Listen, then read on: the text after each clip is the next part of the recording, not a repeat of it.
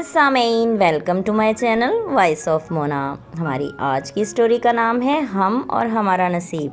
آج بھی حسب معمول اس کی اپنے سوتیلے باپ کے جھگڑے کی وجہ سے آنکھ کھلی۔ وہ بہت اونچا بول رہا تھا۔ جھگڑا ہمیشہ کی طرح پیسوں کا تھا۔ اصل میں وہ دو بہن بھائی تھے۔ جعفر دونوں کا سوتیلا باپ تھا۔ نائلہ نے اس سے شادی کی تھی کہ مالی مسائل میں مدد ہو جائے گی، لیکن وہ کچھ نہیں کرتا تھا۔ اب تو روز روز کے جھگڑے ہونے لگے تھے۔ ساشا ابھی سوچ ہی رہی تھی کہ ماں کے چیخنے اور رونے کی آوازیں آنے لگیں۔ وہ اٹھ کر باہر بھاگی۔ ماں زمین پر گری ہوئی تھی اور اس کا بازو ٹوٹا ہوا تھا۔ بازو لٹک رہا تھا۔ وہ حواس باختہ ہو گئی، زور زور سے چلانے لگی۔ محلے والے آ گئے۔ نائلہ کو لے کر وہ ہسپتال چلی گئی۔ وہ پہلے ہی ہارٹ پیشنٹ تھی۔ ساشا کو بے انتہا غصہ آ رہا تھا۔ نائلہ اسکول ٹیچر تھی، گورنمنٹ اسکول میں پڑھاتی تھی۔ نائلہ نے جراح کے پاس چلنے کا کہا۔ وہ بہت تکلیف میں تھی۔ ساشا روئے جا رہی تھی۔ وہ جراح کے پاس پہنچے، پٹی کروا کر واپس آئے تو جعفر گھر نہیں تھا۔ اہل محلہ نے اسے خوب سنائی تھی۔ نائلہ نیند کی گولیاں کھا کر سو گئی۔ رات کو دروازہ بجا۔ شاید جعفر ہی ہوگا، لیکن ساشا نے دروازہ نہیں کھولا۔ نائلہ بہت سلجھی ہوئی، پڑھی لکھی عورت تھی اور سلیقہ شار بھی تھی۔ ساشا کی ایک ممانی انتہائی بدتمیز ان پڑھ جاہل تھی۔ وہ بہت خوش تھی، اس کی ساری ضرورتیں پوری ہوتی تھیں۔ ساشا سوچ رہی تھی کہ نائلہ میں سب خوبیاں تھیں۔ وہ خوبصورت بھی تھی، لیکن اس کا نصیب کیسا تھا؟ نہ پہلا شوہر اچھا نکلا اور نہ دوسرا۔ ساشا نے ماں سے کہا اس کو چھوڑ دو۔ پہلے خاموش ہو گئیں، پھر بولیں کہ لوگ مجھے برا بولیں گے۔ پہلا بھی غلط اور دوسرا بھی غلط ہے۔ ہم تو جانتے ہیں نا۔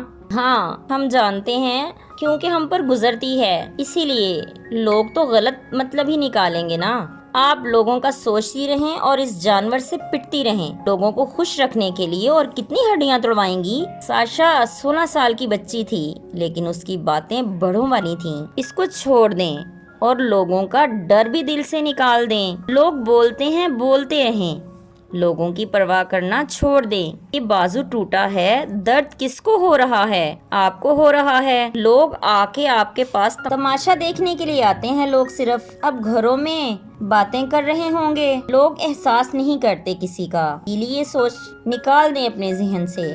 کوئی آپ کو کھانا نہیں دینے آئے گا، اسی لیے صرف خود پر اور اپنے کام پر توجہ دیں۔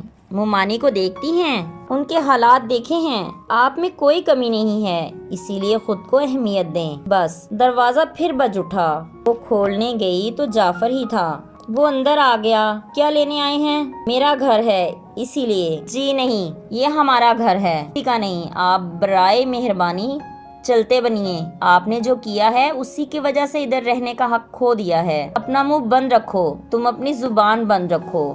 میں ساشا ہوں، ابھی پولیس کو بلا لوں گی۔ وہ اس کی طرف بڑھا۔ ساشا نے پیچھے کیا، ہاتھ ہوا میں ہی لہرا گیا۔ اس میں ہتھوڑی تھی۔ سر کھول دوں گی اور مجھے کوئی پوچھے گا بھی نہیں، ٹھوس وجہ ہے میرے پاس۔ وہ جلدی سے پیچھے ہٹ گیا اور اندر سے نائلہ کی آوازیں آئیں۔ وہ اندر ہی چل دیا۔ نائلہ سے پاؤں پکڑ کر معافی مانگنے لگا۔ مجھے معاف کر دو، غصے میں ہو گیا۔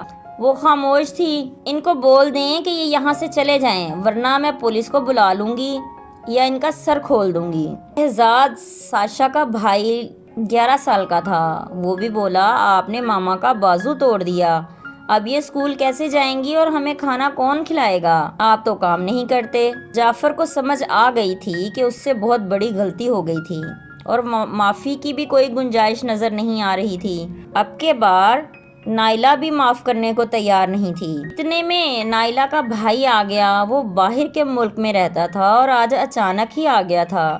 سب رونے لگے۔